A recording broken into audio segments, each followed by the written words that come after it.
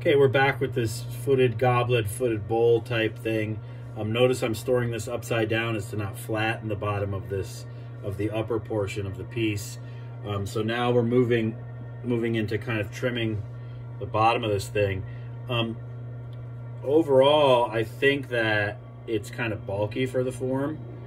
So I want to get rid of a lot of this material. I could just start out by making kind of a cupped top to accept that the bowl form, the upper form, better. So let's investigate that, and then I'll work further to kind of maybe get rid of some of these ridges that I don't like so much. All right, so what I'm talking about up here is basically just kind of trimming this a little bit more rounded like. All right, so that it goes in on the inside.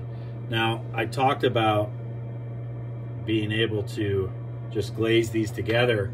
If you make those curves kind of fit nicely, and then you glaze this bowl in its entirety, and you glaze the top of that stem, you could just set that there and glaze these two objects together.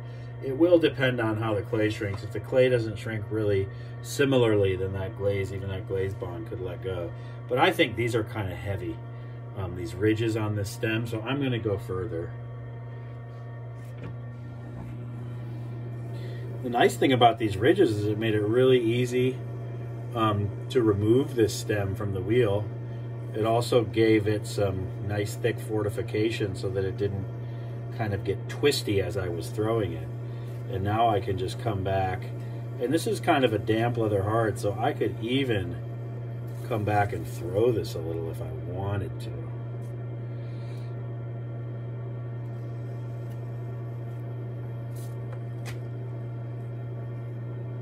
Or I can make it look like it's turned wood. Totally up to me. Or up to you if you're making one, obviously. Now, and I can check the thickness in here. I still have quite a bit more I could trim away if I want that stem to be a little finer. Now, it is hollow, so if I go too far, I'm going to cut a hole through there. And my experience with clay is that hollow forms are much stronger than solid forms. If there's an imperfection or a crack in a hollow form, it only goes part way through. Whereas if there's an imperfection or crack in a solid form, it'll go all the way through. So I think, you know, proportion-wise, this is starting to become a little bit nicer. I probably will trim away maybe even a little more of this form, of the stem form. Although I'm not sure, but I may. I got a little dent to this.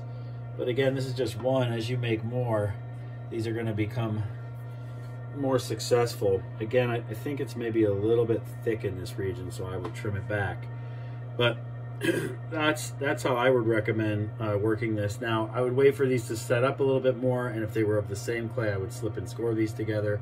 If my intention was to glaze fire these together, I would make sure that I was present during the kiln loading, because this is a tall ask to glaze both of these objects and then set them together in the kiln to be kind of glazed together.